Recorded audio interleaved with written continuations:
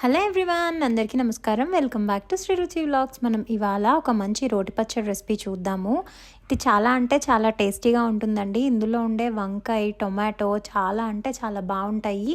ఇందులో పుల్లగా, కారంగా, ఇప్పుడు వింటర్ సీజన్ కదా, ఎస్పెషల్లీ వేడివేడి అన్నంలో కాస్త నెయ్యి వేసుకుని పచ్చడి వేసుకుని తింటే చాలా అంటే చాలా బాగుంటుందండి. ఇది రైస్లోకే కాదు, ఇడ్లీ, దోశల్లో కూడా చాలా బాగుంటుంది. చపాతీలో కూడా తినొచ్చు నచ్చిన వాళ్ళు. మనం ముందుగా ఇంగ్రీడియంట్స్ చూసేద్దాం. నేను ఫస్ట్గా 2 మీడియం సైజ్ టొమాటోలు తీసుకున్నాను, ముక్కలుగా కట్ చేసుకున్నాను. నేను పచ్చిమిర్చి కాస్త ఎక్కువ తీసుకున్నానండి, మీరు కాస్త తగ్గించి తీసుకోవచ్చు. అలానే కొత్తిమీర కాస్త ఒక గుప్పెడు, అలానే చింతపండు, చిన్న నిమ్మకాయ సైజ్ అంత చింతపండు నానబెట్టి తీసుకున్నాను. నేను ఒక 1/2 కిలో వంకాయలు ముక్కలుగా కట్ చేసి పెట్టుకున్నా.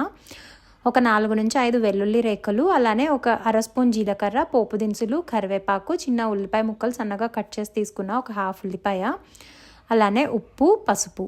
ఇంతేనండి ఇంగ్రీడియంట్స్. మనం రెసిపీ స్టార్ట్ చేసేద్దాం. ముందుగా స్టవ్ ఆన్ చేసుకుని కాస్త నూనె వేసుకోండి, ఎక్కువ ఏం అవసరం లేదు. కాస్త వేసుకున్న తర్వాత ఇందులో మనం కట్ చేసి పెట్టుకున్న టొమాటో, పచ్చిమిర్చి వేసి బాగా వేయించుకోండి. పచ్చిమిర్చి, టొమాటో బాగా వేగిపోవాలి. ఇది ఎంత బాగా వేగితే చట్నీ అంత బాగా వస్తుందండి. టొమాటో, పచ్చిమిర్చి ముక్కల్ని బాగా కలుపుకున్న తర్వాత మూత పెట్టేసి ఒక 5 నిమిషాలు మగ్గనివ్వండి. పచ్చిమిర్చి, టొమాటో బాగా మగ్గిన తర్వాత ఒక్కసారి కలుపుకొని ఇందులోనే మనం కట్ చేసుకున్నటువంటి వంకాయ ముక్కల్ని ఉప్పు నీళ్ళలో వేసుకుంటాం కదా. ఉప్పు నీళ్ళలో వేయడం వల్ల ఏంటంటే వంకాయలు కండ్రు అనేవి రావు. సో అలా కట్ చేసుకున్నట్టు వంకాయ ముక్కల్ని కూడా వేసేసి ఒక్కసారి బాగా కలుపుకోవాలి. నేనైతే 1/2 కిలో వంకాయలు తీసుకున్నానండి. 1/2 కిలో వంకాయలకి 2 మీడియం సైజ్ టొమాటోలు తీసుకున్నా.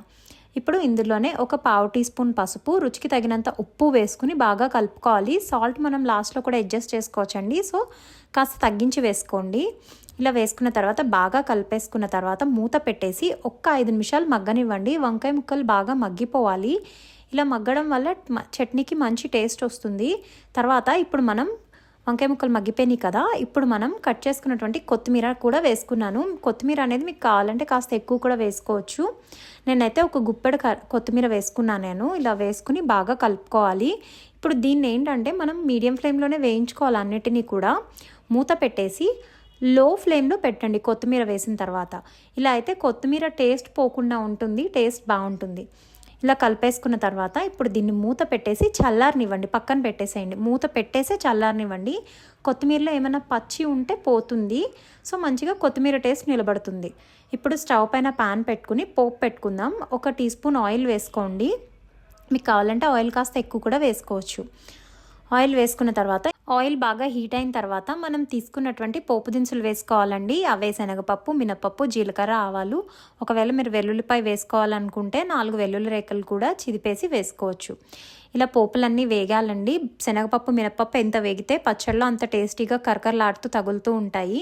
ఇలా ఇవన్నీ వేగిన తర్వాత ఇందులోనే కాస్తంత 2 రెమ్మలు కరివేపాకు, అలానే ఎండుమిరపకాయలు కూడా వేసుకుని బాగా వేయించుకోండి. పోపు వేయించుకున్న తర్వాత పోపు పక్కన పెట్టేసుకోండి. ఇప్పుడు మనం చట్నీ మిక్సీ పట్టుకుందాం. ఇందులో మనం నానబెట్టుకున్నటువంటి చింతపండు, చిన్న నిమ్మకాయ సైజ్ అని తీసుకున్నాం కదా, అందులోనే నేను ఒక 7 నుంచి 8 వెల్లుల్లి రేఖలు తీసుకున్నాను. మీకు ఎన్ని కావాలంటే అన్ని తీసుకోండి.